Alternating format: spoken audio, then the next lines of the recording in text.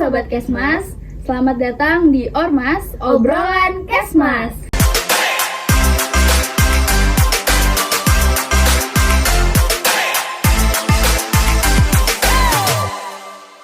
Kenalin, aku Juliana Putri, biasa dipanggil Julia.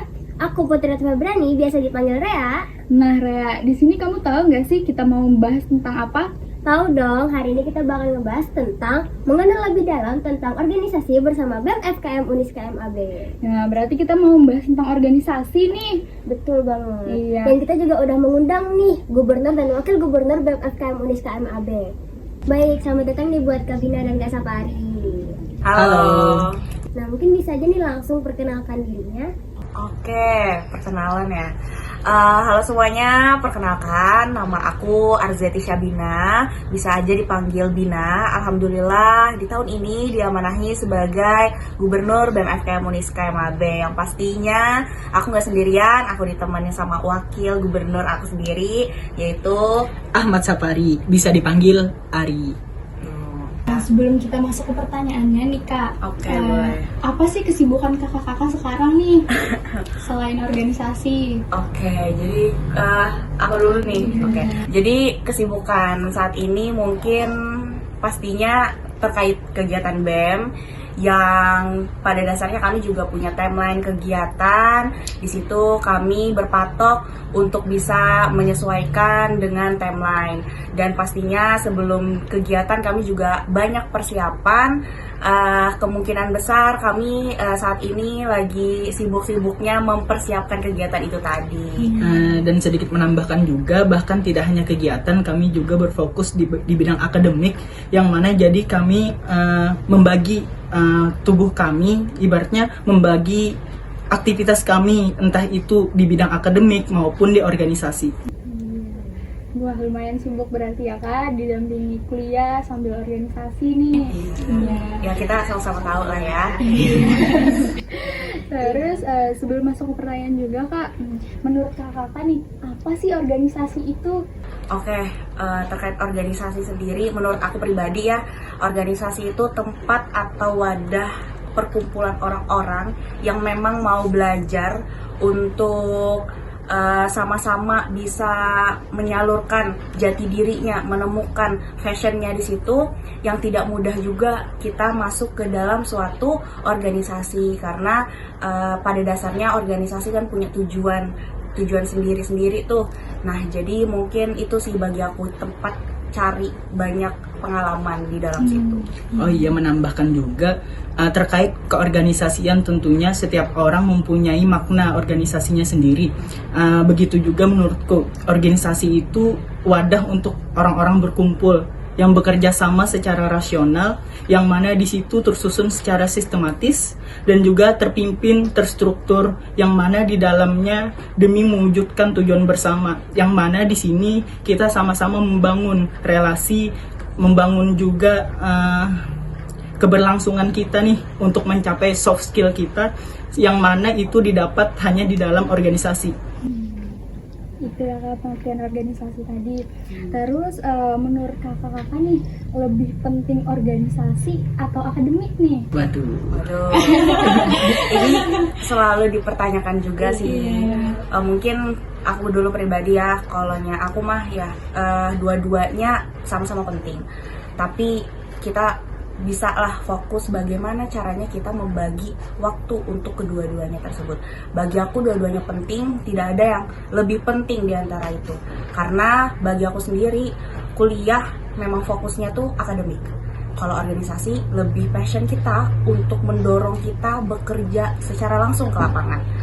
Yang dimana juga di organisasi kita banyak belajar banyak hal terkait mulai dari public speaking, bagaimana cara kita beradaptasi langsung ke masyarakat, bagaimana cara kita memecahkan suatu permasalahan. Karena pada dasarnya organisasi juga banyak masalah yang memang setiap orang itu punya penyelesaiannya masing-masing. Jadi di situ dilatih pemecahan masalahnya. Itu sih mungkin dari pembagian waktu aja bagaimana. Seperti yang sudah disebutkan gubernur nih, tentunya ketika kita disuruh memilih antara akademik maupun organisasi, tentu kita harus memilih dua-duanya kalau bisa, karena kedua-duanya mempunyai hal pentingnya masing-masing, mempunyai hal-hal yang memang harus kita utamakan. Makanya kita harus bisa membuat skala prioritas yang mana yang harus kita prioritaskan, dan kita juga harus fokus kemana prioritas yang kita perlukan. Contohnya ketika kita sedang di dalam akademik, maka kita harus fokus ke dalam akademik. Tetapi ketika kita di luar non akademik misalnya, lalu kita harus fokus ke organisasi yang mana di sini juga dapat menambah pengalaman. Jadi kita tidak hanya belajar dari segi bangku akademik, tetapi juga di keorganisasian. Betul. Mungkin izin nambahkan juga ya, dari akademik sama organisasi, kita tidak hanya perlu teori saja, melainkan praktek di lapangan atau praktek langsungnya juga. Maka dari itu, menurut aku pribadi dan mungkin sama juga dari wakil aku juga, kalau menyatakan dua-duanya itu penting, sama-sama penting. Sama penting ya Kak nih. Iya. Gimana nih menurut kakak-kakak kalau ada yang ikut organisasi nih tapi IPK-nya tuh rendah Kak gitu.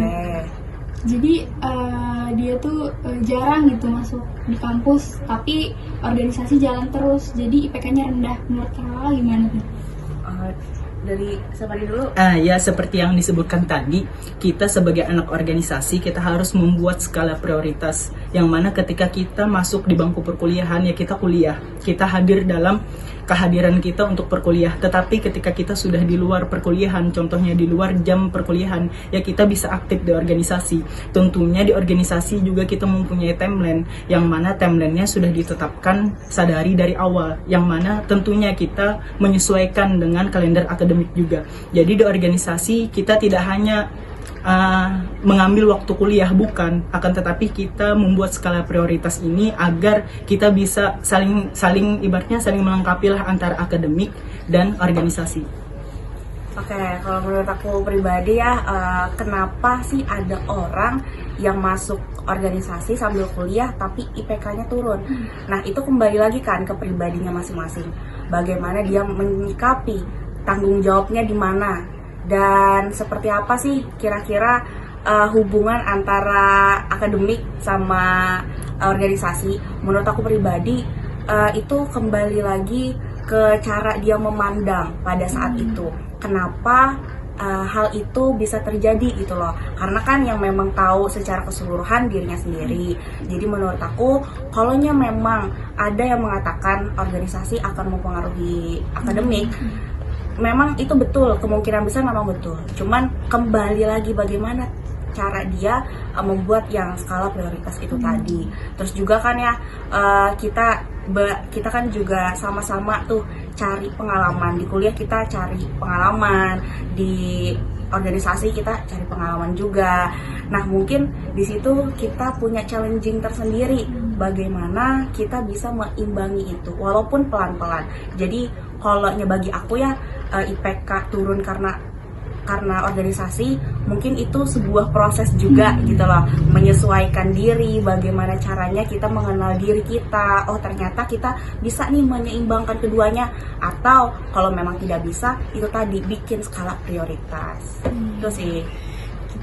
Nih buat mahasiswa nih Kak, apakah perlu nih untuk ikut organisasi semacam HIMA, BEM atau yang lainnya nih? Mungkin bisa dijawab dari Kak Bina dulu. Oke, jadi kalau untuk mahasiswa nih, pandangan aku pribadi ya, perlu, karena di organisasi itu kita dapetin hal yang sebelumnya tuh nggak pernah kita rasakan dan kita alami. Jadi menurut aku pribadi juga, ketika seseorang enggan untuk masuk organisasi, itu perlu dipertanyakan sih sebenarnya. Terlepas dari bekerja ataupun dia enggan untuk bersosialisasi, menurut aku itu adalah sebuah tantangan yang memang kita juga sebagai mahasiswa perlu dong mendorong semangat mahasiswa lain untuk gabung di organisasi. Jadi pada intinya penting sebuah organisasi itu untuk diikuti, karena di situ kita mencari jati diri. Apalagi nih orang-orang yang memang lagi terpuruk di dalam situasi, aduh aku punya passion apa ya, aduh aku punya kelemahan di mana, punya apa ya saat ini, ya gitu loh. Saran aku sih gabung untuk organisasi. Dan ketika kita bisa gabung di organisasi, mungkin di situ juga butuh proses untuk pengenalan dan menemukan rasa nyaman kita di situ. Jadi saran aku kalau untuk mahasiswa-mahasiswi nih, ikut aja organisasi. Toh juga di dalam situ kita sama-sama berproses, sama-sama belajar. Tidak salahnya kita salah, dan tidak salahnya kita juga mencoba sesuatu yang baru. Itu sih dari aku. Kalau menurut dari Kak Safari gimana? Berbicara mengenai organisasi di ruang lingkup mahasiswa, tentunya di Universitas Kalimantan Muhammad Arsyad ini juga banyak organisasi-organisasi nih yang mendukung agar mahasiswa lebih aktif lagi. Tentunya di tingkat universitas nih ada yang namanya BEM Universitas. Adapun juga di universitas yang namanya UKM yang membantu mengembangkan minat dan bakat mahasiswa. Adapun juga di tingkat fakultas ada yang namanya BEM Fakultas, ada juga HIMA apabila ada program studinya. Jadi kemahasiswaan pun sangat mendukung adanya organisasi-organisasi di bidang universitas maupun fakultas, yang mana tentunya ketika kemahasiswaan mendukung, tentunya itu sangat penting. Artinya baik itu untuk akademik kita dan juga untuk kedepannya. Tentunya di organisasi kita mendapatkan banyak sekali pengalaman yang bahkan tidak kita dapatkan ketika kita hanya duduk di bangku perkuliahan. Jadi gitu nih ya Kak. Nah terus nih di BEM sendiri nih, apakah ada proker yang bakalan dekat-dekat ini nih? Betul. Oke, kalau di BEM FKM sendiri ya, dalam waktu dekat ini kami ada program kerja yang namanya Hari Tanpa Tembakau Sedunia. Nah mungkin kegiatan itu kurang lebihnya kita menyuarakan nih bahayanya asap rokok, dan memang kami juga sebagai kesehatan masyarakat itu mendukung dan mengusahakan harapannya adanya kegiatan itu adalah kesadaran masyarakat tentang bahayanya asap rokok. Terus itu juga kami nanti akan mengadakan sekolah masyarakat. Nah, jadi kegiatan sekolah masyarakat itu kami yang memang melakukan penyuluhan ke anak-anak yang sudah kami targetkan untuk di situ melakukan kegiatannya. Terus mungkin juga ada lomba-lomba yang mungkin nantinya lebih spesifiknya lagi bisa aja pantengin BEM FKM Uniska, media sosialnya BEM FKM Uniska. Betul banget, mungkin bisa aja buat yang nonton nih, bisa aja langsung follow IG-nya BEM FKM Uniska MAB dari YouTube, TikTok, dan lain-lainnya. Betul. Nah, untuk BEM FKM sendiri Kak, apakah pernah melakukan kerjasama nih sama ormawa-ormawa lain atau bersama fakultasnya sendiri, fakultas kesehatan masyarakatnya kayak gitu Kak? Oke, jadi kalau BEM FKM sendiri pastinya tidak luput dari kerjasama. Kami nggak bisa berdiri sendiri nih, kami butuh kerjasama, support dari pihak lain, instansi, institusi, apalagi fakultas kami sendiri. Jadi kalau apakah ada, pasti ada di fakultas. Nah, terus itu kalau di ormawa lain, kami juga pernah ikut kerjasama di kegiatan yang memang itu mumpuni bagi kami kerjakan atau tanggung jawab di sana, dan kami juga pastinya ikut andil dalam kerjasama di bidang kemahasiswaan. Terus itu juga salah satunya mungkin di BEM Universitas kami juga, kami saling support. Di ormawa-ormawa lain juga mungkin sudah ada kegiatan yang kegiatan kerjasama itu tadi. Jadi termasuk sering Kak untuk kerjasama dengan ormawa-ormawa lain? Kalau dikatakan sering, kalau saat ini ya sering, karena memang iya, karena memang seperti misalnya nih kami mengadakan kegiatan, kami juga butuh bantuan untuk promosi kegiatan kami tersebut, entah itu di ormawa dalam kampus maupun juga di luar kampus kami sendiri. Sebelum masuk ke pertanyaan selanjutnya nih Kak, boleh nggak sih kakak-kakaknya memperkenalkan apa sih BEM FKM Uniska itu? Mungkin dari Kak Bina bisa menjawab nih. Oke, BEM FKM Uniska itu apa sih ya kan? Iya, jadi mungkin BEM FKM Uniska itu organisasi di Fakultas Kesehatan Masyarakat, tepatnya di Universitas Islam Kalimantan Muhammad Arsyad Al-Banjari, yang memang di dalam organisasi tersebut kami bergerak di badan eksekutif. Nah, kegiatan-kegiatan kami pastinya tertuangkan di dalam program kerja dan agenda.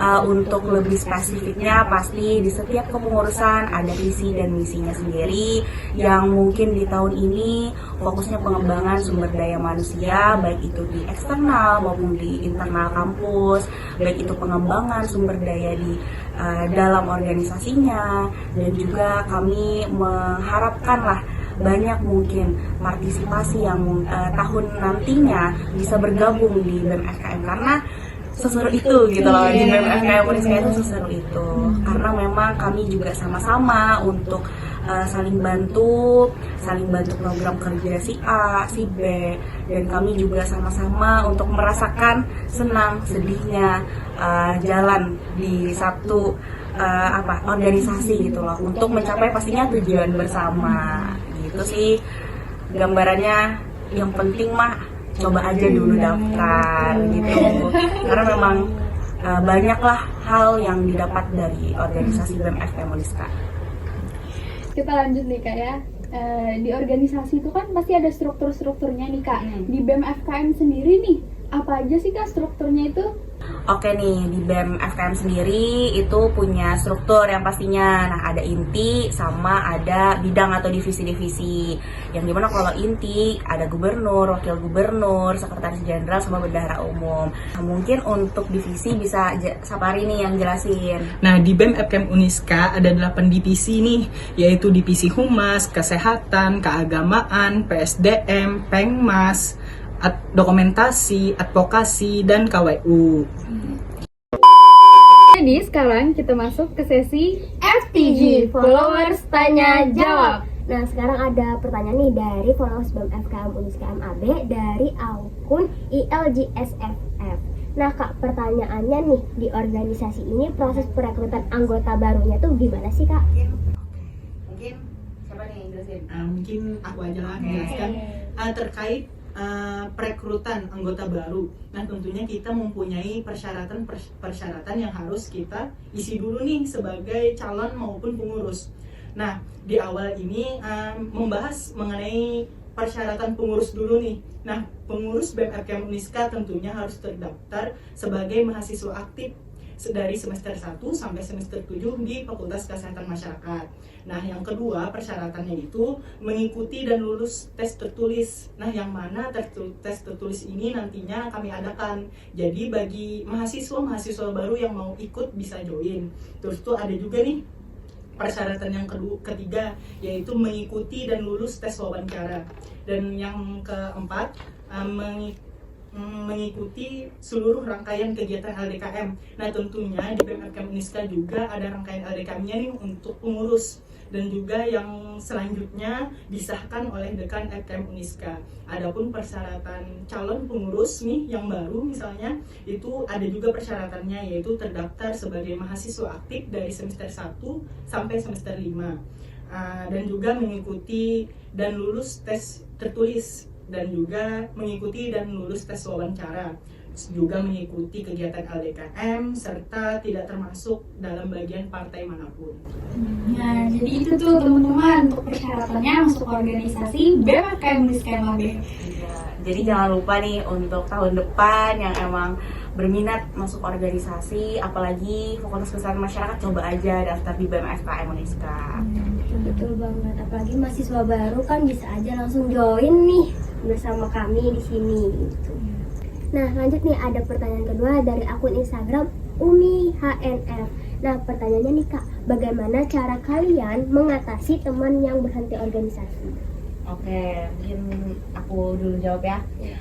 Jadi bagaimana caranya supaya kita bisa merangkul nih mahasiswa atau orang-orang yang sudah terjun atau yang sudah resmi di organisasi? Mungkin kita bisa pertama bisa satu sama lain itu saling tahu dulu, karena perkenalan itu tidak mungkin terjalin nyaman kalau memang kita tidak bisa saling tahu, ya kan? Dan menurut aku pribadi, ketika kita sudah punya itu, kita ada tekad atau kemauan untuk mengusahakan si orang itu tuh yang mau berhenti tadi untuk tetap bertahan. karena pada dasarnya kita juga makhluk yang nggak bisa kuat sendiri gitu ya kan. Jadi perlu adanya itu tadi sih. Dan sisi lain juga kita perlu nih bawa ikutin juga hal-hal yang apa sih dia permasalahkan tuh. Jadi perlu cari tahu juga, perlu cari solusi juga, yang dimana itu kan kita sama-sama apa nih hal yang memang perlu kita selesaikan sama-sama. Tapi di organisasi sendiri tidak hanya 1-2 orang saja, tapi melainkan juga harus ada teman-teman yang lainnya yang kita bawa, yang kita ikutin buat sama-sama membantu yang si orang tersebut. Jadi bukan 1-2 orang aja, tapi melainkan ayo nih sama-sama rangkul nih, sama-sama kita cariin orang itu, kita pelan-pelan buat mencari tahu apa permasalahannya. Dan pastinya motivasi itu penting banget menurut aku ya. Di organisasi pastinya kita juga mengenal lelah, maka dari itu kita juga perlu motivasi. Itu sih kalau dari aku. Seperti yang sudah dijelaskan nih oleh Kabina mengenai merangkul orang-orang yang memang ingin keluar dari organisasi. Tentunya di dalam organisasi banyak dinamika yang dilalui, banyaknya kepala yang membuat pemikiran-pemikiran dan keluh kesah yang diterima itu banyak juga. Jadi tentunya dari kita harus memotivasi seperti yang dikatakan Kabina tadi, karena itu sangat penting. Karena ibaratnya nih, ketika kita sudah terpuruk, maka kita memerlukan orang-orang yang memotivasi kita, memerlukan support system bagi kita. Jadi sebisa mungkinlah kita memotivasi teman-teman kita ataupun orang-orang yang ada di organisasi itu yang sudah mau keluar nih. Tentunya tidak hanya motivasi, juga solusi yang kita berikan. Bagaimana permasalahan-permasalahan yang terjadi di dalam dirinya, tentunya kita juga harus memberikan solusi agar keluar dengan jalan yang terbaik nih. Ibaratnya kita bisa menemukan titik terangnya, bisa menemukan solusi dari permasalahan tersebut, dan kita sama-sama dari banyaknya anggota saling membantulah satu sama lain, seperti itu. Betul. Berarti saling rangkul aja ya Kak, sama supportnya buat Iya. teman yang buat berpikir mau berhenti tadi. Iya, itu sih intinya, karena pada dasarnya juga kita sadari gitu ya kan, tidak semua orang punya tekad yang sama, porsinya juga beda-beda. Maka dari itu kita sangat paham lah dinamika dari organisasi gitu. Termasuk dari pemecahan masalah juga kan, jadi kayak sama-sama nih gitu loh. Mungkin lanjut nih Kak, pertanyaannya dari Aski Endras. Pertanyaannya itu, apa jenis kegiatan yang biasanya diadakan nih sama organisasi BEM FKM Uniska nih? Waduh, berarti yang nanya kayaknya kurang ini ya, Kurang mantau. kurang mantau Kayaknya, nih. Kak. Iya. Soalnya setiap kali kegiatan kami pasti ada dokumentasinya. Mungkin gambaran dasarnya aja rame lah intinya tuh kalau saat kegiatan. Yang pasti kami juga banyak kegiatan yang menyangkut pautkan mahasiswa, partisipasi mahasiswi, baik itu secara fakultas ataupun secara umum. Kami juga pastinya fokus ke pengembangan sumber daya kami dulu, di internal kami dulu. Banyak kegiatan-kegiatan yang menunjang hal secara internal maupun eksternal kami.